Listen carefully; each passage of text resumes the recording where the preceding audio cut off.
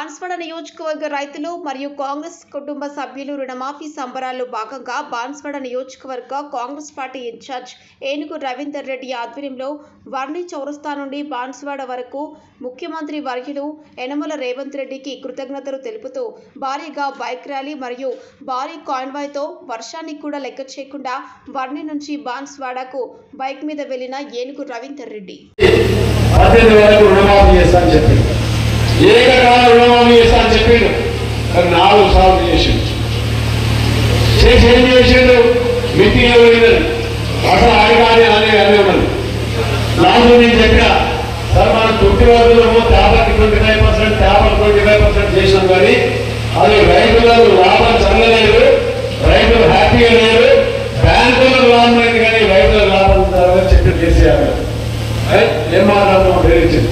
కానీ ఏం మాట్లాడుతున్నది పబ్లిక్ ఏంటో తెలుసుకోవాలని చెప్పాడు. తెలుసుకున్నాడు, ఎంక్వైరీ చేసిండు. కరెక్ట్గా రవి చెప్పింది అనుకున్నాడు.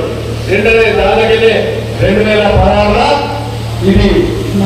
ఇది రైతు బంధు కార్యక్రమంలో ఈ రైతులకు సంతోషం కలగాలని చెప్పి రైతు బంధు కార్యక్రమం మేమందరం మా జిల్లాలో కార్యక్రమం పోయినాం. వారికి సొసైటీ చైర్మన్ 400 రూపాయలు థ్యాంక్స్ చెప్తాం. పోతే ఆ సభలో ఏం చెప్పినంటే రైతులకు ఎరువులు ఇవన్నీ పైసలు పెట్టుబడి ఇస్తా అని చెప్పిండు. తర్వాత స్కీమ్ అమలు చేసిండు.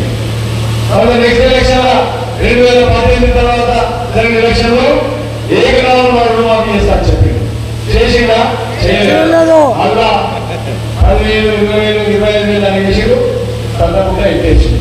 కానీ మన ముఖ్యమంత్రి గారు సోనియా గాంధీ స్వయంగా వచ్చి మాట ఇచ్చింది కాబట్టి ఆ మాట నిలబెట్టుకోవాలి. తెలంగాణ ఎలక్షన్ల తల్లి ఇలా రైతులకు కూడా మనం రుణమాఫీ చేయాలని చెప్పి సంకల్పం చేసి ముఖ్యమంత్రి గారు చేసింది కాబట్టి ఇది మన ఊళ్ళ గ్రామాల పోయి అది వివరించాలని చెప్పి సందర్భంగా చేస్తా ఉన్నాం.